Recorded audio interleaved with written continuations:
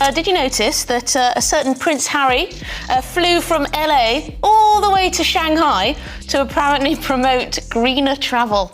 In hot air balloon, or did he fly in an aeroplane? I think it was a jet, don't you, Tom? Right, okay. Well, There's Prince a lot Harry... of hot air, though, isn't there? What happens when a prince walks into a room full of the world's most powerful thinkers and gets ignored? That's not a riddle. It's what actually happened when Prince Harry took the stage at the Envision 2025 summit in China, a global event packed with policymakers, innovators, and tech elites. The importance of sustainable travel, including a subtle dig at the royal family.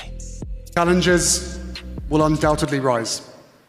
But if there's one thing that I've learned in my life, it's that meaningful change never comes easily. And yet, by the time Harry walked off stage, the only thing echoing through the room was silence. Not a standing ovation, not even a golf clap, just blank stares and glowing phone screens. For a man who once symbolized the modern future of royalty, it was a moment of painful clarity. The world had moved on, and Prince Harry didn't even notice. Right, now the Times is quite usefully. Now, it's not known what flight Harry did take to China, and Travelist, the company that he's involved with, has declined to share their estimates with this newspaper anyway. But on average, a passenger travelling first class on a return flight from LA to Shanghai produces the equivalent of 6,311.32 kilos. But this wasn't just a bad speech. It was something deeper, a global signal that the Sussex brand, once dripping with potential, is now drowning in disinterest. And as we break down what really happened that day and the ripple effect it's causing, you'll see why this might be more than just a bad PR moment. It might be the beginning of a total collapse. China to sort of, I don't know, he's lending his support, isn't he, really, for the way that they're doing things, presumably. And yet, at least it looks like that. I just wish we were doing what China is doing. It was supposed to be a powerful comeback, a keynote address in Shanghai on one of the world's most prestigious stages, the Envision 2025 summit. Prince Harry, once hailed for his humanitarian work, was there to speak on global cooperation, digital equity, and mental health. Topics he's touched on before, sure, but this time no one was listening. Our top story tonight: is it all going badly wrong for Prince Harry? First, he lost his grip on a £16 million Spotify deal when he and his wife Meghan's podcast bombed after just one season. Now it seems his Netflix deal could be blighted by Hollywood strikes. And there are rumours of a material... As Harry began his speech, something strange started to happen. One by one, attendees began pulling out their phones, not to record the moment, but to scroll through emails, reply to texts, or just browse social media. Some people even left their seats mid-speech, as if the Duke of Sussex wasn't even standing in front of them. An eyewitness told reporters it was the most awkward silence I've ever experienced at a global event. It was like he wasn't even in the room. Fair. As if that wasn't bad enough, today his phone hacking claim against the publisher of the Sun newspaper was thrown out of court for being brought too late. The Duke of Sussex had alleged there was a secret agreement which prevented him from bringing the claim within the allotted time period.